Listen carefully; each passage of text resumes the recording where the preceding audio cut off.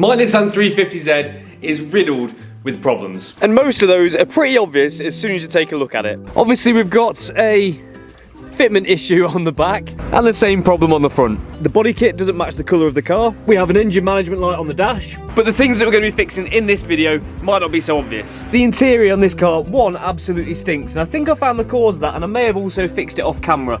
Behind these foam sections here, there is a rubber vent which goes to the outside of the car. There's a foam seal around the edge of that which does let water in, so the bottom of the boot was absolutely soaked. Now I've managed to reseal those and it seems to still be pretty dry. I'm still, even after I gave it a good thorough clean, finding all these little bits of vegetation, but it's definitely smelling 10 times better than when I got it. But the boot is also where I start with my list of jobs today, and this is the reason why.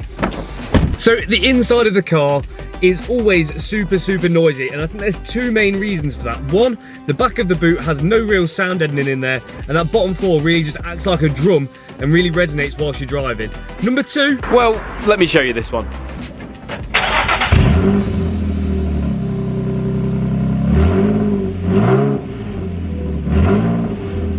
So you may have noticed in the video where we changed the engine that the flexes were looking pretty damaged, and there is definitely more noise coming out of the middle of the car than the back, and also as well there is next to no exhaust gas coming out of there, so that means our flexi is absolutely knackered, which is causing the inside of the car again to be super noisy.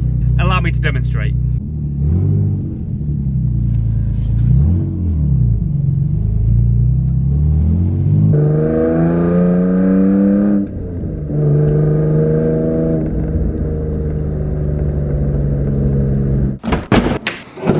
So here is what I've got. I've got some Dodo mat. I've got 30 sheets of this. This was supplied to me by Transporter HQ. I'll leave a link for this stuff in the description if you're interested in doing it to your own car. I don't know how easy or hard this is going to be, but I suppose the first thing we need to do is just clean the boot again quickly, even though I already cleaned it the other day, and just strip it down and then start sticking this stuff on.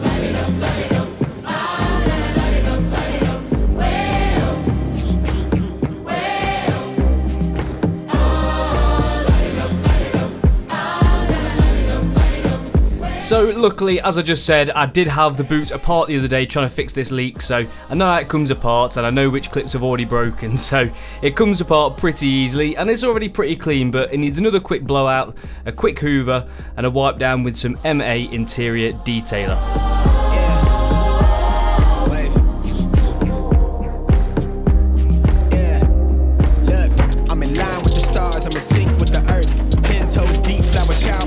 So I want to make this install as clean as possible, so I'm going to try and tuck it under everything. I think I'm going to start at the back and work my way forwards, and then also go over this kind of, I don't even know what you'd call that bit at the back anyway, and hopefully I can get it looking pretty reasonable.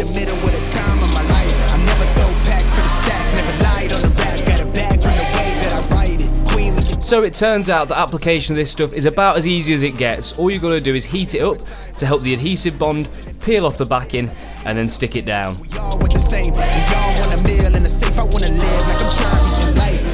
I just went with the approach of more is better and tried to cover pretty much everything I could see in the boot that I could stick it to, and just going with a fingers crossed approach and hoping it works.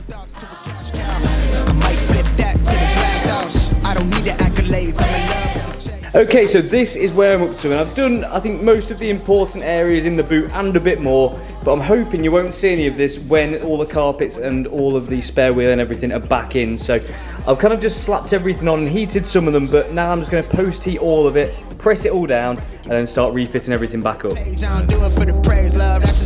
That's right, the last thing we want is these to start falling off, so thoroughly heating them up and giving them one final press down before I start putting the interior back together is definitely a good idea. Now, some of the clips did actually break while I was removing the trims, and I had to tactically reuse some of them in different areas to try and minimise rattles.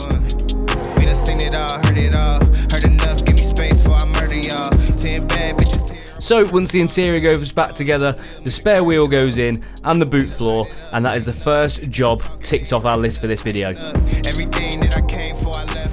So now the boot is all back in one piece. We've got to sort that exhaust out. There's only one place that we can go. I can't let them take my soul. Nah, nah, nah, nah, no. Oh, I can't let them take my soul. Nah, nah, nah, nah, no. See, we was cool right before it hit the fence, but it hit the fan when I got him down at the bench. But I took a break, I had to leave and go get cleansed. So we are back at Crouch's again. You may remember in the video where we made the custom tailpipes, I'll leave a link in the top right hand corner. He fabricated it up, something a bit mental. We may be able to reuse what we took off the car to make up a new flexi pipe. Let me show you. So in case you forgot, here is what we have at the moment. So we've got these two custom tips on a Cobra back box, a resonator, and obviously we've already removed the Y pipe with the flexis on it, going into two decap pipes. And obviously the flexis are what were causing us the issue. They were very low, I think one of the lowest points on the car, which was causing them to catch on the floor and then have developed holes in them. Also, the resonator is taking a bit of a battering. So we may try and tuck this up a little bit as well, so let's see what we can do. It's actually quite common on the 350Z to run a Y pipe like this without any flexis. It's a part that you can buy as an aftermarket piece, so we're going to try and replicate that today at a fraction of the cost.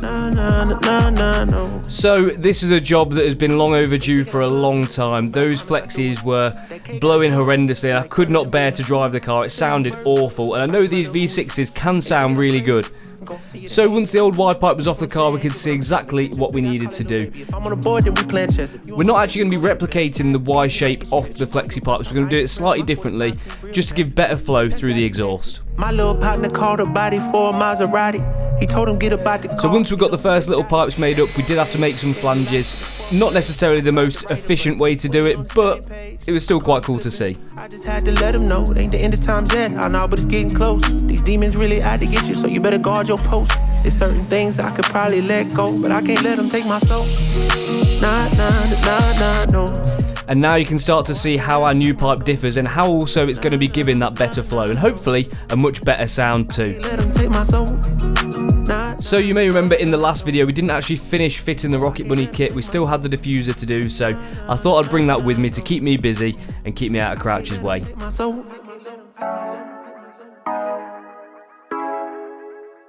So now the first two flanges and pipes were made up, we could start with probably the most complicated part of this pipe, which is where the two 2.5 inch sections join into a 3 inch.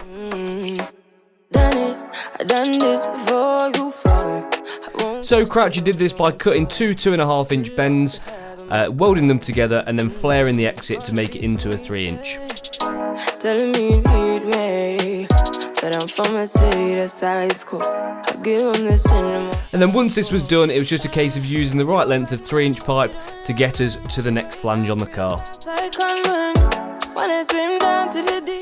And how much better is that looking? Not only than the standard one, but I think better than the aftermarket ones too. So the only thing left to do now is get it on the car.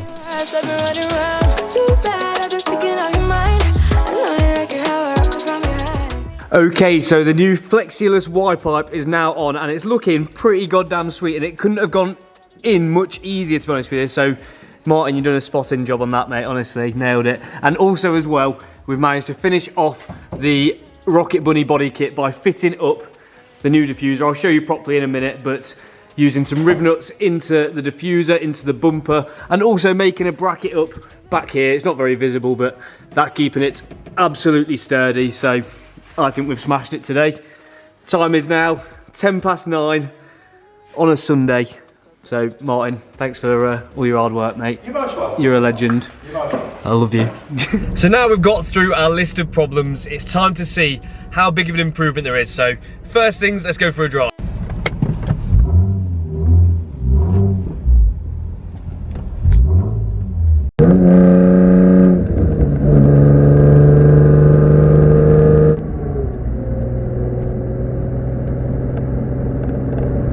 That is so much better. There's so much less road noise from the back. I don't know how well you'll be able to tell that, but also as well the exhaust, even though you can still hear it obviously, but it sounds nice now. It's not really invasive with like in-cabin noise and everything like that. I can actually have a conversation in here with myself and you know, it not be too annoying. So sound deadening I'm calling a big win. Exhaust is also a massive win too. So the second thing is let's hear how good it sounds from outside of the car.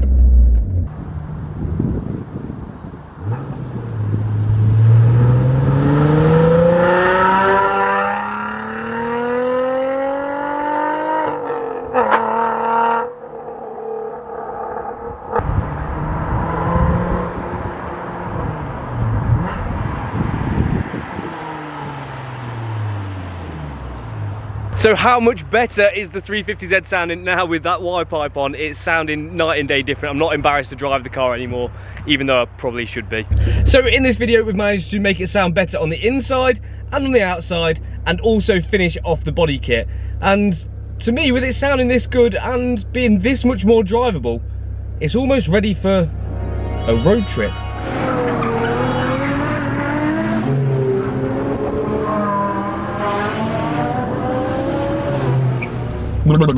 Anyway, that's enough dreaming. Let's not be silly now. So anyway, that's enough for this video. Make sure you smash here to check out our most recent video, smash here to subscribe, and I'll catch you next time.